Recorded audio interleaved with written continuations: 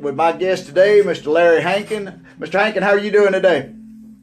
Well, I'm doing fine, as well as can be expected under the circumstances. You told me just a minute ago before we started recording, hour by hour is how you're taking it. Hour by hour. And I take it hour by hour. And you're a little older. You're a little older than I am, and I have the same philosophy. I'm just excited to get up every morning. So. Yeah, you bet. Yeah, I mean, if I get up, I'm a winner. I just won. Well, look, I knew you had done a lot of things until I pulled your bio information. I'm blown away with the amount of stuff that you have credits for. You're a writer. I knew you were a performer, and you're a writer, a director, a producer, and you're also Oscar nominated. So we want to touch on a little bit of all of that. I would like to jump back kind of quick, though, back to when you kind of started this path. You attended Syracuse University. And you just happen to be a roommate of a pretty famous guy. Now, wait a minute. Now, there's who are you talking about? I'm talking about. Who? I'm talking about Carl.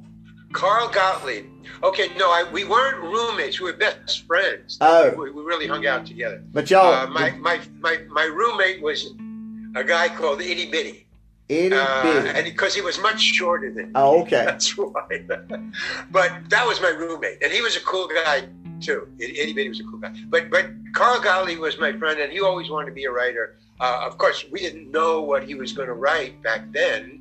He wrote Jaws. He wrote 3 Jaws movies. The first one, the second one, and the third one. Then he just got bored. I'm pretty sure he could not have imagined the success he was going to have with that literary work. So. No way. I still see him. I mean, we're still friends. I talked to him last night. Yeah. You and him still run into each other. He's a cool guy, but he'd like to be famous for something else. He's written other movies. Which Way Is Up, and The Caveman, and a whole bunch of other movies. But he's famous for that one. It just. Well, you need to tell him. Boring, I guess. You need to tell him the next time you talk to him, everybody can't be Larry Hankin. Well, that's true. Thank you. Exactly. That'll be the perfect line to give him. I've been trying to tell him that for years. Okay. Exactly. You just gotta keep going, man. So you were in college. As you got out of college, stand up or improv was kind of your forte. That's what you wanted. Yeah. You were going to be the next big comedic act that took the world over. Exactly. That was the plan. You got it right. All right. But so things happen. So you did. You started that. You actually, let's see. You started in the early '60s.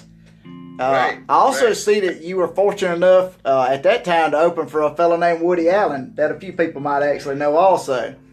Yeah, Woody Allen, Miles Davis, the Kingston Trio, Ian and Sylvia, Tom Rush, the Lovin' Spoonful, the Blues Project, just rock and roll. The whole 60s rock and roll thing. I was opening for arenas, for nightclubs, just all over. I was doing really, really well, but I started to go dark. I started to get into satire and Lenny Bruce and George Carlin and Richard Pryor. And I was just a middle-class Jewish kid, and I couldn't take the heat. George so I got Carlin. out of the kitchen.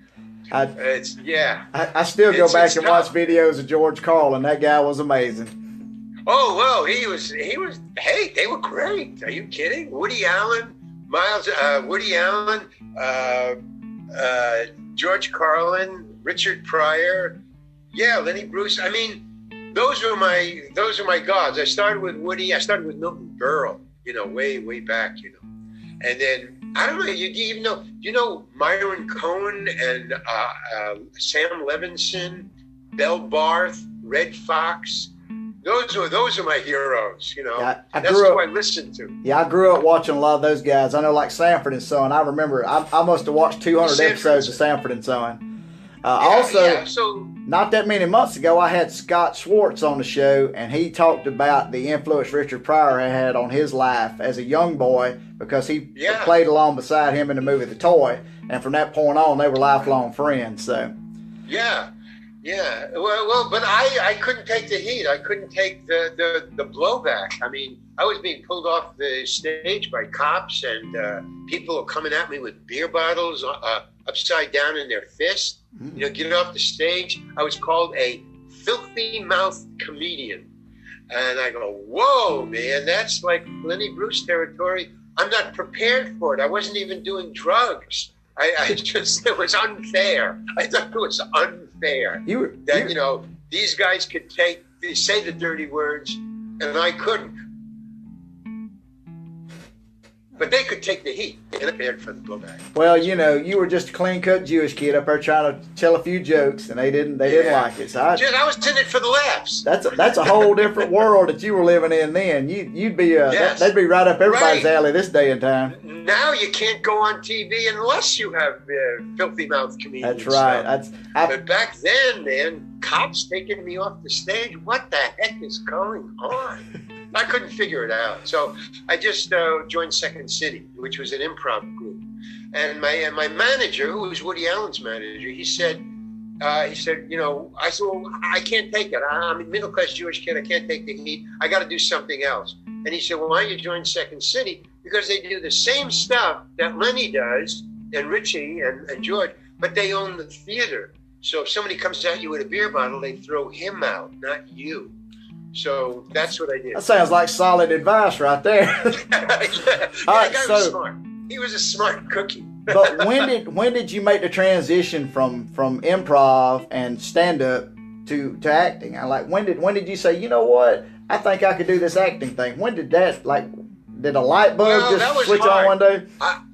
I really never wanted to be an actor. I never thought about it. It never entered my mind. I wanted to be funny. That's what I was. I was a funny guy, that funny guy. In high school, I was, voted the funniest guy in high school. My senior year and stuff. So I always wanted to be funny. I went to college and I got a degree in industrial design to please my parents, And then when I got out, I started to do stand-up, and then the heat got too much. I joined Second City, and then a group of us, 3 or 4 or 5 of us, there was a Second City in New York and a Second City in Chicago. I was working, I auditioned, and I got into Chicago, but the New York company they wanted to own it themselves, the improv actors and the director.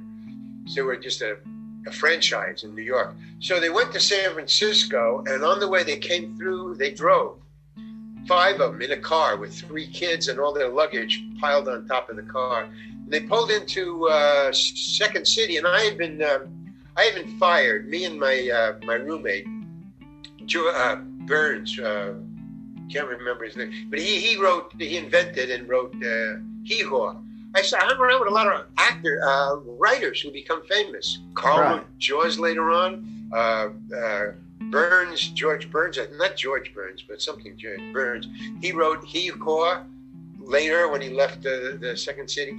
And so they drove up, and they wanted me to get in the car with them. They were going to go to San Francisco and open a theater, and I wouldn't get in the car. I thought they were nuts.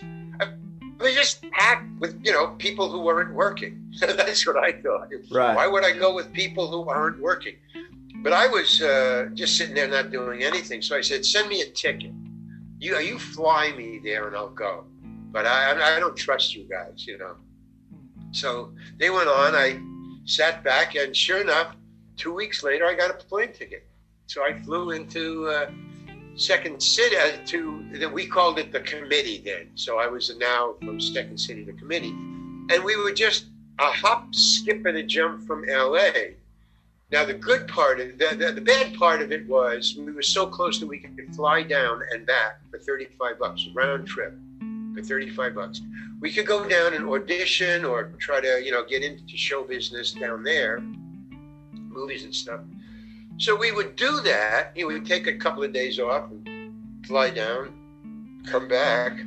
But we couldn't get in to see anybody. I mean, we were just nobody. So we couldn't, it wasn't working. But we were gainfully employed in San Francisco, and what we didn't know was we become so famous up there and so funny up there that it got down to LA. So all the famous people that we couldn't get in to see down there were flying up to see us in the committee up in San Francisco, and they were hiring us from the show that we were a hit in, that we couldn't get arrested in LA. So that was like really a gift out of nowhere, that was like. So they finally started to hire for a day or 2 days or maybe a week on a sitcom. And that was easy for us because we were just improv. So if I left, somebody would just take my place and improv something different. Who cares? As long as it's funny, got to be funny. Right. So, and then I would come back, and then I would go in and replace the guy, and then he would go down and audition and come back with nothing. But when they were working, every once in a while, one of them stayed down there because they got an agent down there, and they were seen on a national television thing. So very slowly but surely, there was 6 people in our company, and I was the only original member left. They had all gone down there and stayed because of the money. But I was very happy doing improv. I loved doing improv. If somebody hired me to do improv right now, I'm gone, man. You would never see me again except if you came to the theater.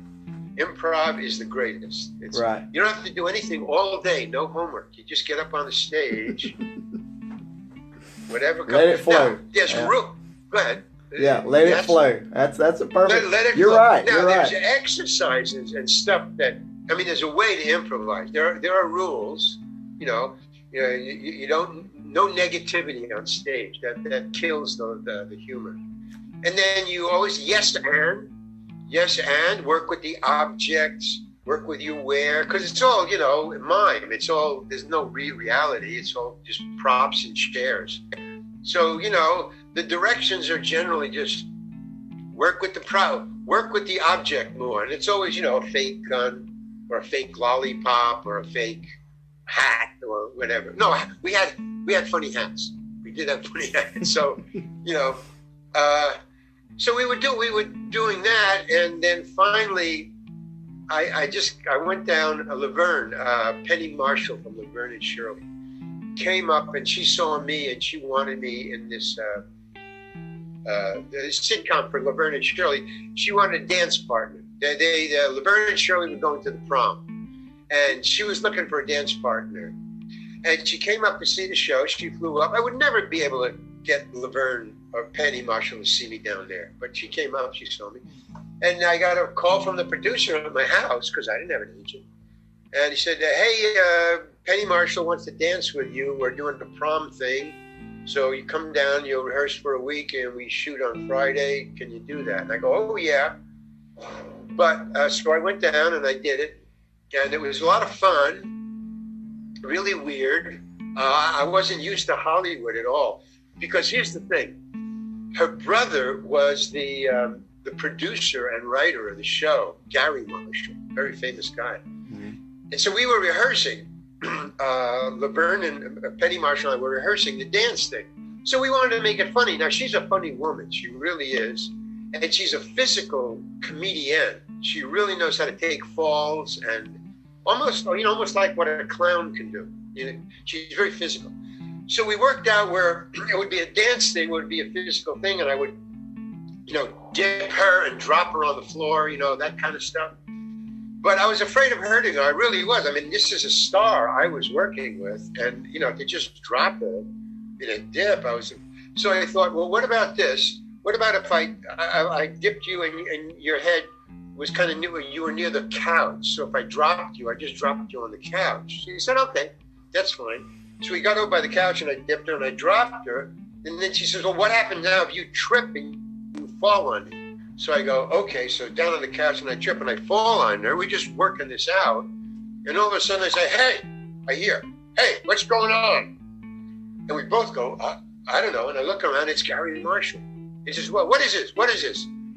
And we both said, oh, we're rehearsing the dance scene. And he says, yeah, but what's this touchy-feely stuff going on here? I go, what? Because I'm used to, in the committee, we know one another so much, you can, whatever, I'm gonna pick you up, that's okay, it's improv. Right. So this is Hollywood now. He says, what's this touchy-feely? I go, no, we're rehearsing a dance. I drop her and then I fall on top. He says, no touchy-feely. He kept on saying that.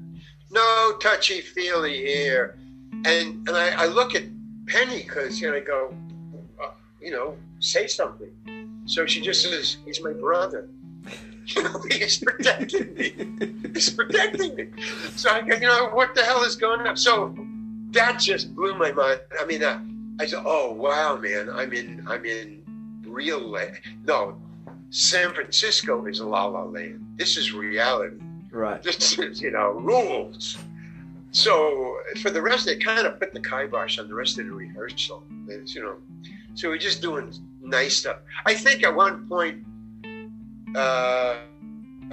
because of Laverne and Shirley, there was both of them. So I was dancing with Penny, and a friend of mine who was up in San Francisco, he was in the committee too, not at the time, but he came down there. And Laverne and, I don't remember, Laverne and Shirley. Shirley had Peter, my friend. So with them, with Peter and Shirley, he had Shirley on his shoulders, or she had him on his shoulders. He's a very short little guy. But so that was okay. But I couldn't, fall on his sister. But as long as it wasn't my sister, you can do anything you want. I mean, that's what happened. If you watch the show, that's what was. So that was your first taste of acting. Was. Well, no, it wasn't the first taste. I'd been going down, but now because I was Laverne and Shirley, and Laverne had picked me from there.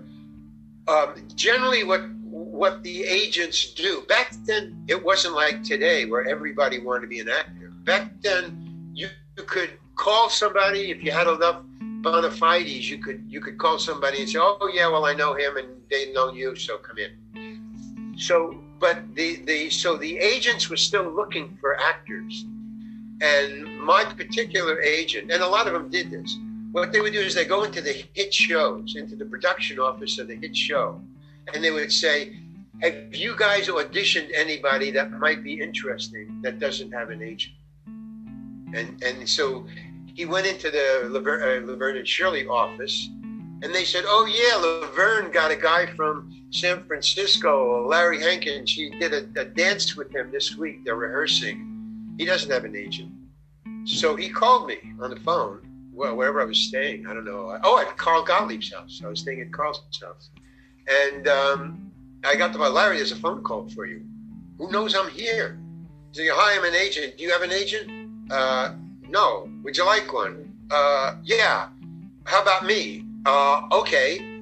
Well, why don't you come in and I'll talk to you." "Okay." So I went down there. You need an agent?" "Yeah." "You want one?" "Yeah." "How about me?" "Yeah." "Okay, sign here." "Yeah." "Okay." And I stayed. Well, and that was how I got into acting. And the rest is history.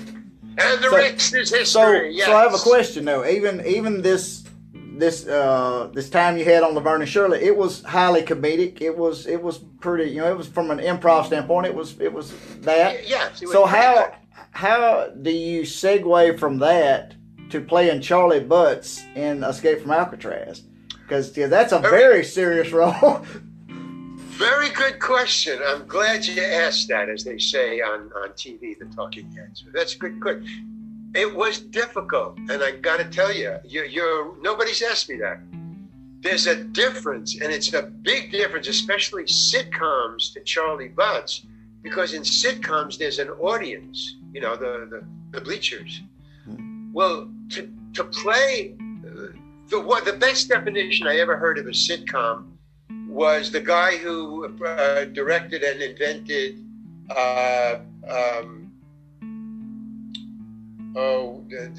that right-winger guy, and Rob Reiner was on it. Yeah, Rob Reiner. It's called Home. But anyway, the producer of that show said, what sitcoms are filmed playlets. They're little half-hour staged plays that are video. 3 cameras in front of an audience.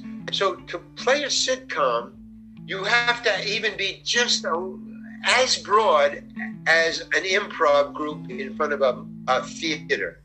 100, I think we had 200-300 seats. That was a small theater.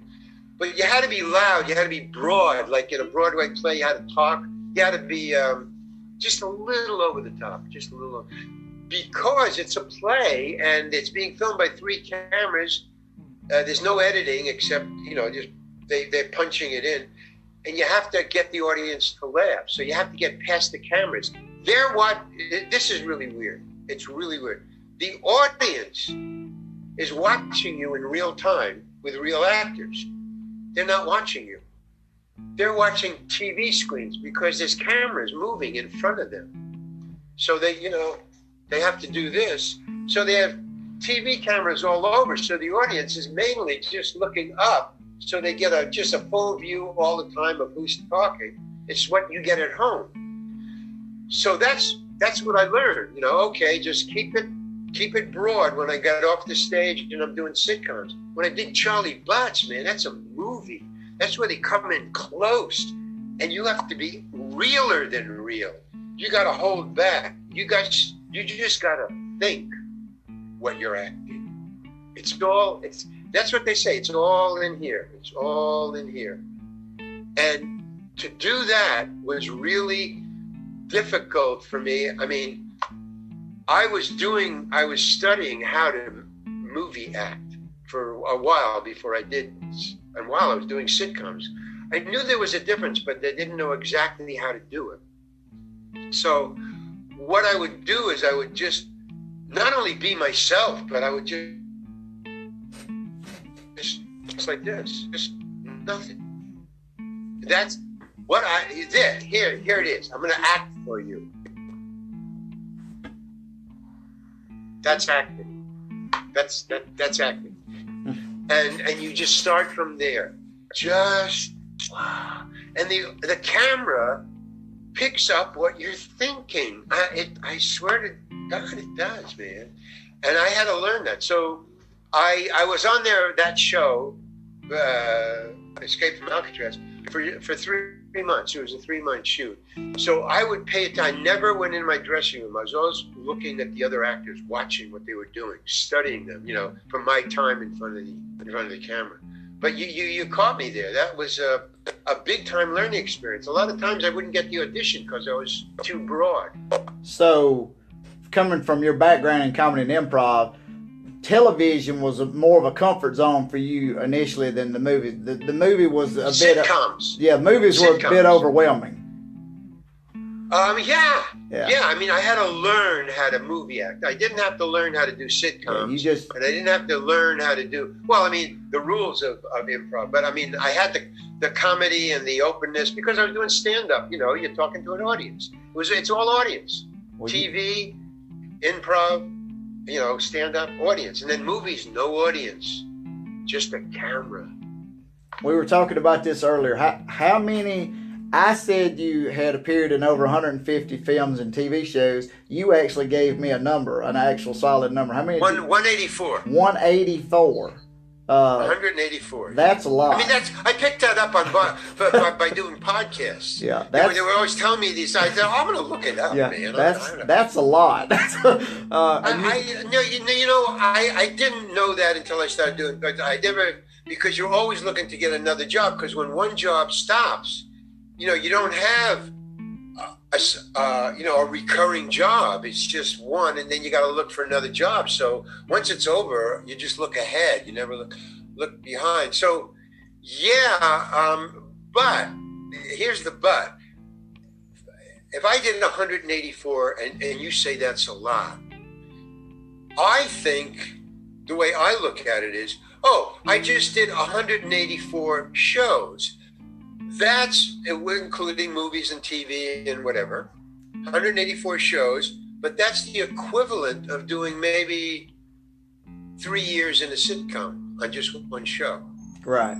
I see what you're saying. I know 12 or 12 or 12 or 12 or 4 or 7 seasons. Yeah, if you were. So in other words, it was like I was on one sitcom for 7 seasons. Yeah, if you were. That's about 100. Yeah, if you were a series regular, that's about how many. Right, exactly. Right. So it kind of equals out. The difference is that I was getting one-off money, which is not sitcom recurring or regular money. But regular money, you can buy a house after a year. But not one single. And what I would do is I would take my money and make movies. In other words, I didn't spend it on anything but, social events, dates and movies and stuff. Or I would make my own movies. I have about 30 or 40 film shorts that I've done that have gotten awards. I got an Academy Award for one. So, and I got awards for others.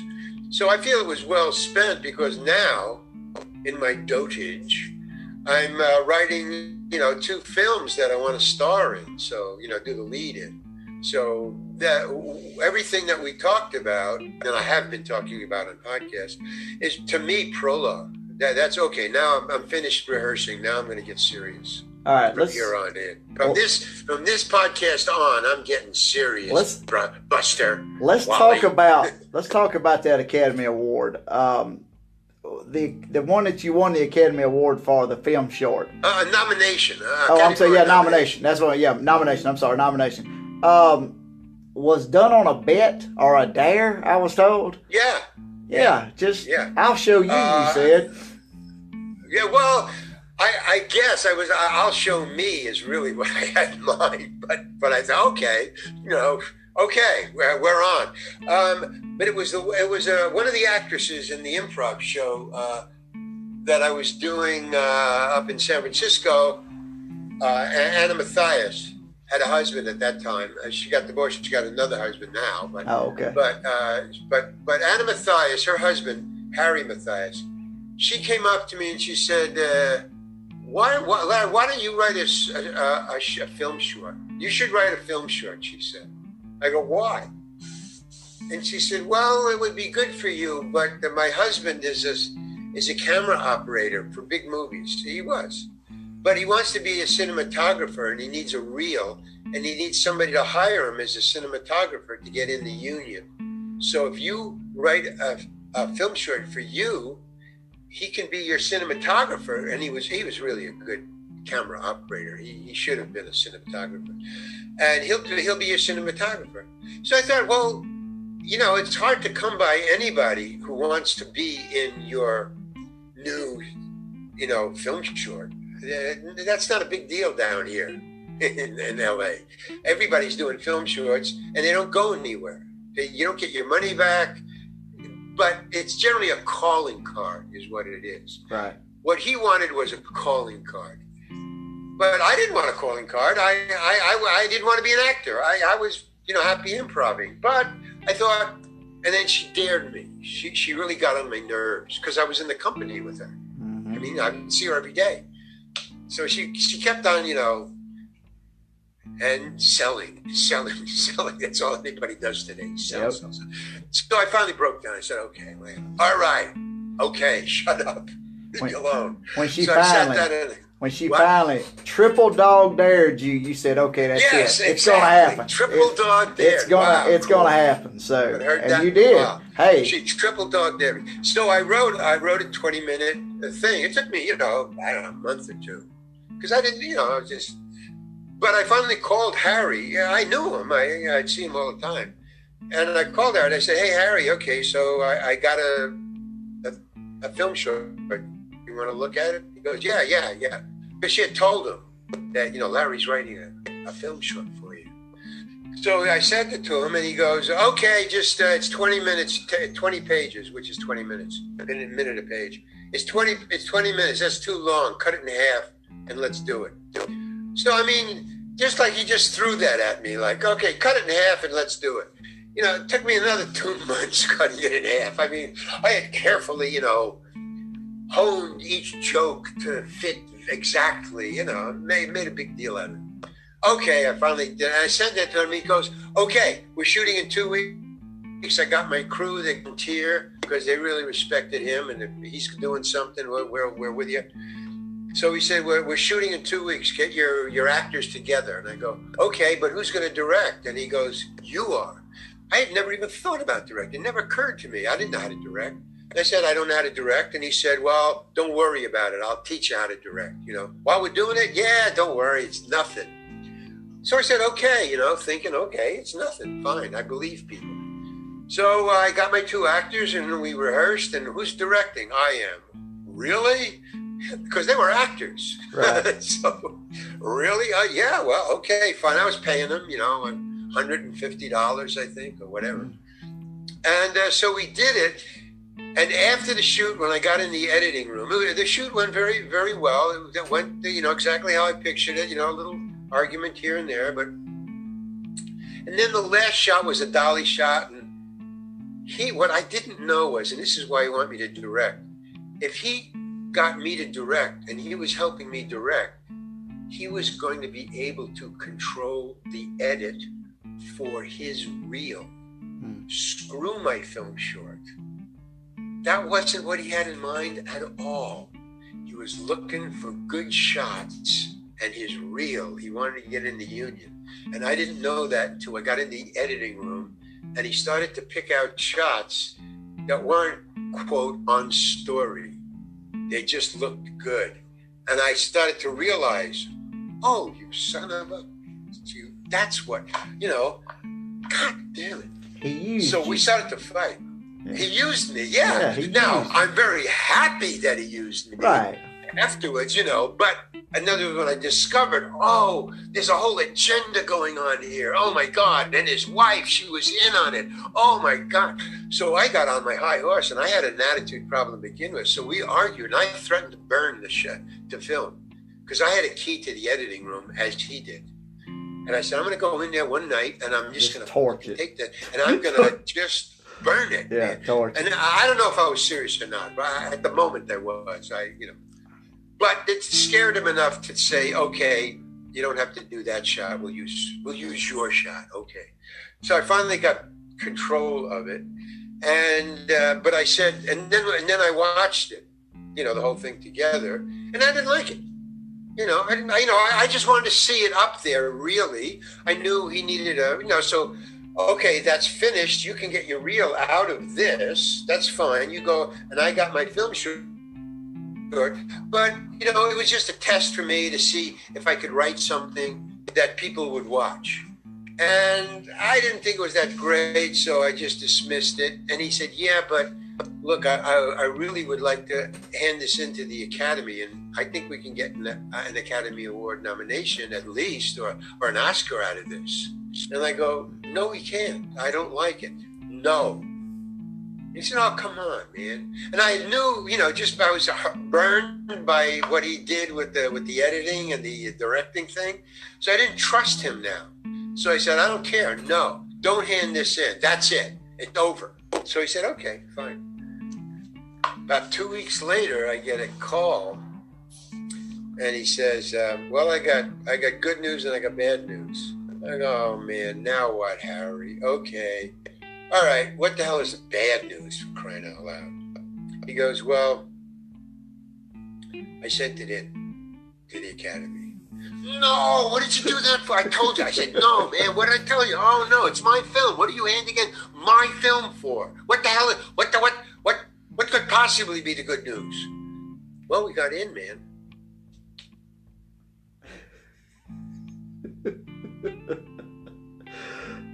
Okay, Harry, but don't do this again, man. If I say no, don't hand it in, okay? You couldn't believe it. You could not. Hey, look. Everything. It could have turned out any better. Yeah. I wouldn't admit it. I was happy. So we got in and we got a nomination. But at this point, you still don't want to be an actor. So I don't know. I don't know if it was just blind luck or good fortune or you're an extremely talented guy. So how do you end up in every television show and every movie, or every other television show and every other movie for the last 40 years? Okay, there's an answer that I can be very specific about. It was a very specific show. If I can just remember what it was. I was in a movie called Armed and Dangerous. Armed and Dangerous. Armed and Dangerous. I played Kokolovich, that guy on LSD. I've only seen that movie about 10 times. I know exactly what you're talking about. Yeah, a lot of people love that movie and love Kokolovich. Right. And the director was James Keach, the brother of Stacy Keach, the great actor. Right. So he directed it, and maybe he produced it, or I don't know what. But how did I get into understanding about acting? I was in the movie. He didn't like me because I found out later. He admitted this to me about a year after the movie was made and released. He admitted to me that the reason that he was angry at me was because he thought that casting had hired an actor, me, who showed up every day on acid. No, I was acting, playing acid. Okay. But he assumed that I was on acid. That's the second time that's happened to me. So I don't know whether I'm a good actor or not. But 2 directors have assumed that I was the character I was playing. That's insane to me. The other was Jerry Paris when I did Hey Landlord, a black and white sitcom. And I was playing a Hell's Angel who wanted to rent it. It was called Hey Landlord, about a landlord who rented out a 6-bedroom apartment house, and the 6 apartment house. And I was a Hell's Angel, just a Hell's Angel trying to rent a room for a weekend, for the rally that was happening. That was all, no big deal. And I showed up in costume, because casting, that's the difference between movies and television. Television has casting directors. They're not directors, people. They're called casting directors. All they do is cast people. Right. But they send them to the directors in sitcoms. So directors only meet the actors they're going to work with to do the role they're going to direct today. They don't have any say in it. So it's bull. Yeah. Because there's a meeting of the first time. They don't know who they're. Okay. So I showed up in full costume to Jerry Paris on the day I'm going to be the guy. Right. The Hell's Angel. And he wouldn't talk to me. The whole day, I think, I rehearsed for a week and then shot one day. You shoot one day. The whole week he wouldn't, and he was giving directions to everybody. Now, hey, why don't you do this? Why don't you? Wouldn't come near me. I would ask him a question. He would just kind of mumble something that was inconsequential and walk away. Right. And I was getting really PO'd. I was getting really angry. When when I saw the show was fine. I was fine. And I met him at a party. They had a party for the cast, for the show. And I went up to him and I said, hey, Jerry, why didn't you talk to me? Because I was dressed in my normal clothes and I was a normal person, it was a party. I go, hey, Jerry, why did you not talk to me the whole time? He said, Larry, I'm really sorry. He said, but I thought you were a Hell's Angel, really. So I wasn't going to give you any kind of direction. I wasn't going to talk to you because then you'd start a fight and wreck the place. So I just stayed away from you, is what I thought. You were a Hell's Angel. So I thought, well, that's stupid, Jerry, but thank you for the compliment in a weird way. But I would have rather you talk to me, and act. But and so that was one. And then when I did Armed and Dangerous, when what was it? James Keach. When I went to the crew screening, he was standing at the door. Now so he wouldn't talk to me either. Like, can I tell you this one thing? Sure. Yeah. One of the things that really caused me to not like him and him not liking to me, we had a fight on the set when we're doing Armed and Dangerous. If you remember, you've seen it 10 times. So here's the scene you will remember. We're lined up and we're getting our flashlights and guns. And we're lined up at the table, and there's 2 people ahead of me, and John Candy is right behind me. Right. And I'm Kokolovich, and I'm on acid. Not really, folks. But I'm on acid. Okay, so I'm on a line, and they go, okay, the guy's in front of me. Here's your gun. Here's your flashlight. And I was trying to think of, I want to do something funny. I can't just be in the scene and just be Kokolovich. Kokolovich has got to do something that's funny. That's why the role is written. Right. So I'm trying to think, what can I do? And as I'm in line and John Candy's behind me, it occurred to me, just as he calls, okay, next, and I go up and I take the gun and I take the flashlight, and luckily there was batteries in the flashlight. I mean, that's how prop guy was really on it. He put batteries in the flashlight. We're just being handed batteries. I hand the gun, I get the flashlight, I turn it on, and I stare right into the light as I walk away. So I go, okay, cool. Everybody laughs. The director goes, well, first of all, you can't laugh in a scene. It ruins the shot. You know, people here. He goes, cut. What are you doing, Larry? So that's all I hear through my entire life. Through the 184 shows I've done, this is what I hear. What are you doing, Larry? You know, so I hear that. And all the time, and he goes, oh, I'm looking in my flashlight. Why are you looking in your flashlight, Larry? I go, because I'm on acid. Now I'm talking as the character. He takes this as a reality. I said, because I'm on acid. And he goes, no, you're not on it. No, it's okay, Larry, it's not funny. Just don't do it. So John Candy behind me says, no, wait a minute. That is funny. That's funny. So now John and James are talking back and forth. And I'm just standing off to the side watching this. He goes, no, it's not funny. It's not going to be in the movie. You know, I know what's funny, James says. John Candy says, no, I know what's funny. It's funny. So James gets really mad now because everybody's standing around watching the director and one of the stars. And John Candy knows what's funny. And everybody knows John Candy knows what's funny. That's right. Even James Keats should know what's funny. Right. So James Keats says, all right, just shut up. I don't think he said shut up, but he was really angry. He said, all right, it's over. It's not in. We're doing the shot again.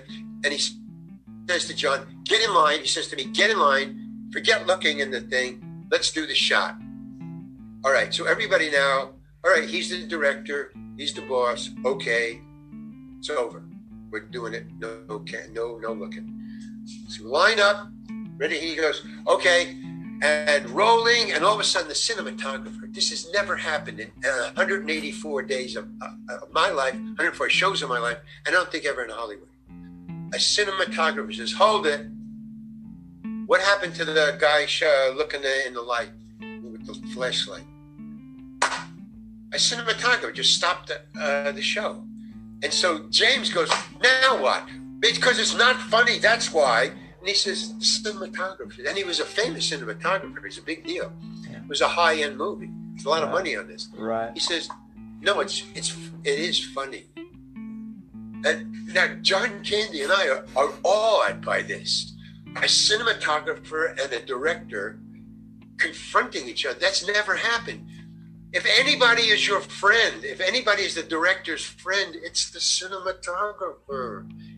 He's the guy telling your story, man. Right. And he's saying, no. And he says, no, it's not in. James says, look, I'm sorry, because now he's lost control. Everybody's standing in, the crew, the actors are standing in, and he's totally lost control of the movie now with the cinematographer. So the cinematographer sees this happening, doesn't want that to happen. So he says, I'll tell you what, just we don't have to film this. Let me just run it once with the guy looking at the air. I love the face, the guy looking into it. Just let me run it once. So James Keats, now he's, okay, fine. So he steps aside, he says, all right, go ahead. So now the cinematographer's directing. We're not filming. He says, we're not going to film this. He says, now, will my entire crew, please, anybody who has nothing to do with this shot. And he's talking about, you know, the other crew who sets up things, nothing to do with the camera. Right. So would you gather around the set, please? And I just want, he's making this big announcement. He says, anybody who has nothing to do with this scene, either working on it or acting in it, just stand around the set. I want you to watch this rehearsal. Everybody goes, okay. So a lot of people come in from the corners. Oh, wow. I was fixing to ask you, were they coming to pick you up? Well, my apartment is on fire. So everybody gathers around the set, and he runs it again. You know, now that they don't know why. They're not really, this fight that we were having, it's all talking. I mean, it wasn't, but everybody was standing around seeing that there's something going on with the actors and the director and the cinematographer. So they gather around, and he goes, okay, and action. You know, gun, flashlight, Larry. gun, flashlight, click, looking at it. Everybody falls down laughing. Well, I didn't fall down laughing, but everybody laughed. It The crew was and extremely hilarious. Exactly right. So John and the cinematographer just goes, well, he says, okay, it's in. It's fucking in. So if you watch the scene, I wondered how it got in. I remembered it in the movie. That's why I wondered how it was, because when you said the director was dead set against it, that usually means it doesn't happen. So yes, and I was willing. I fought for my joke, but after a while I said okay, and then John stepped in, and then the cinematographer. So I've caused those kind of fights on sets on many. The podcasts know about all these because I tell, like, that's one. It's like every time, like when I was doing Escape from Alcatraz, Charlie Butts, I was learning. Don Siegel, great film director, directed all the greats, in the black and white film pantheon. One time he says, get in the shot. He was always telling me that, like, if I wasn't in the shot for no reason, he'd say, hey, Larry, get in your cell. Why? There's a hole in the. I just need somebody walking. I need somebody in the shot. It was two people talking like this, sideways to sideways. So when you look through, there was it was just an empty cell. It was shooting on the seashell. Empty cell. So he said, just get in there and sit in there. So there's something to look at if they don't want to look at the two faces. Okay, just something. I said okay, because he was doing that a lot. I understand that a lot of people like to fill in with his actors in the background. I said, okay. So I said, how much time do I have? So he says, 4 minutes before we shoot the scene. I said, okay. So I run over to the prop department and I said, give me a checkerboard. What do you want a checkerboard for? You're not even in this scene. I said, no, the director just put me in a scene. I got to sit in the cell. I want to be doing something. I want to be playing checkers. I just don't want to sit there. So just give me a taste. I don't have a checkerboard. I said, well, what do you got? What do you got? He said, I got a chessboard. Okay, give me a chessboard. Come on, hurry up. Just give me the chessman, give me the chessboard. Okay, boom, I go in there. All right, Larry, you set? The director says, Larry, you set? He's not talking to the stars, that's the shot. He said, Larry, you set back there? Yeah. Okay, all right, and action. So I'm playing. Okay, and cut. Larry, what are you doing? Come here. This is Clint Eastwood and the what is it? The warden, the two of the stars have to wait. Well, the director calls me over to see what I'm doing in the background. What are you doing back there? Well, and this is what I said to him. Well, see, Charlie Butts can't play chess. He can play checkers, but Alcatraz doesn't have checkerboards. All they have is chessboards. So Charlie Butts asked for a chessboard. So what Charlie Butts is doing is he's playing checkers with chessboard and the chess people. That's what you're doing? Oh. Yeah. Okay, but I don't have to do that. Now I think, oh, fuck, I screwed up the movie.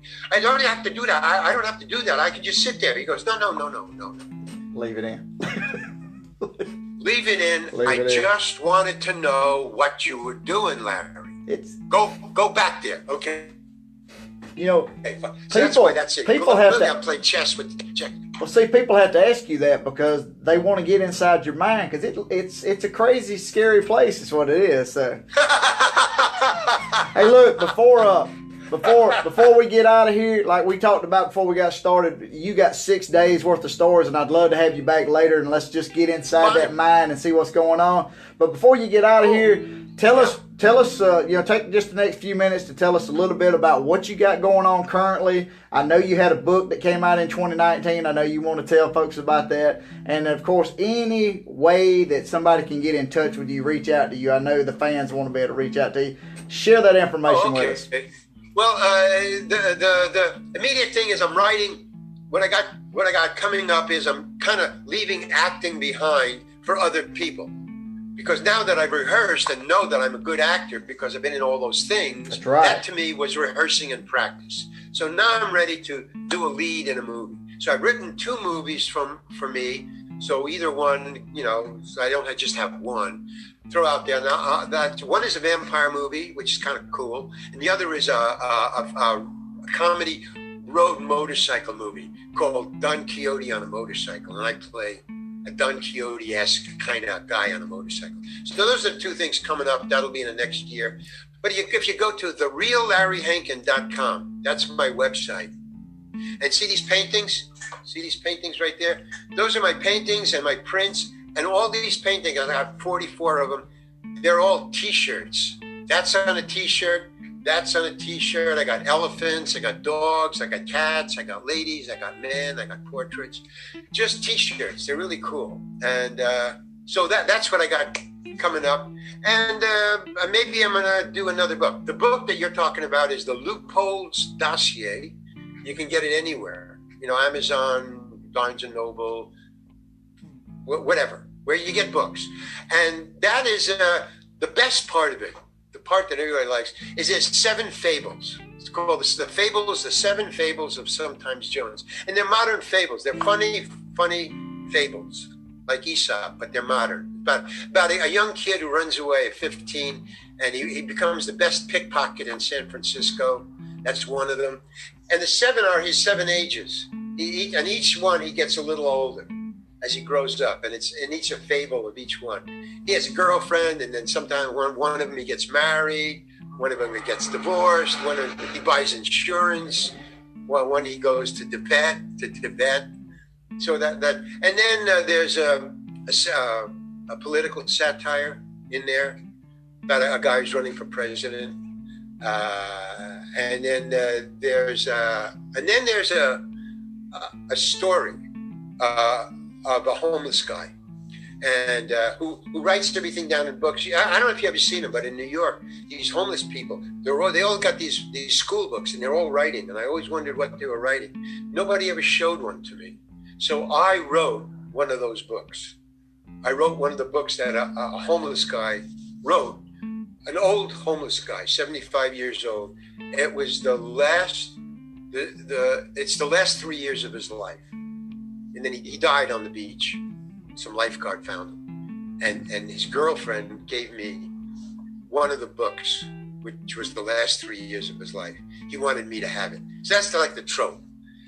So those are the 3 things in the book. And the next book I'm writing is just all these stories about show business, Well, that's going to be a set of encyclopedias with as many stories as you've got. Well, yeah, you gotta cut and paste and edit, but yeah, there's a lot of them. I don't think of all the 184, I don't think there's one that I don't have a story about, because I'm like weird, because I don't care. I never wanted to be an actor, so I can kind of like get jaunty jolly if I want, because I don't care if I think I'm going to get fired. Then I'm going to get fired. I mean, it doesn't register. I don't fear for my life. It's, now I do. But now I'm getting serious. So then I wasn't serious. Now I'm serious. It's a difference, big difference. Well, for all my listeners, that's what I have. For all my listeners out there, guys, you need to check this guy out. Check out his website. I went to his website. It is one of the most professionally designed websites I've seen in a long time. You know him. Thank you. You know him by a lot of names. You've seen him on a lot of shows, a lot of television shows, and a lot of movies. But you definitely need to check out Larry Hankin. And I do appreciate him kind of stepping away from the limelight and letting some maybe 40 and 50-year-old actors get a chance to do a little work. Because you are not 40. You are not 40 or 50 anymore, are you? No. But there's perks on this side. Not many, but there are perks. Respect for one, finally. I understand. Gray hair. Well, Mr. Hankin, I can't thank you enough for taking time to talk to me today. And like I said, I'd love to have you back in the future. Anytime you want. We would definitely have to do a series of interviews to get all their stories in there. Whatever you want, you're cool. This is a cool show, guys. Ladies and gentlemen out there. Hey, that sounds good. Just wanted to tell you. You heard it from the professional Larry Hankin, guys. World of Walley is tops. or as he would say way back in the day, it's the bee's knees. Right. All right. Thank you, Larry. Hey, can I, if we off the air, can I ask you a question? Absolutely. Hold on one second. Hey, and as always, guys, Walley.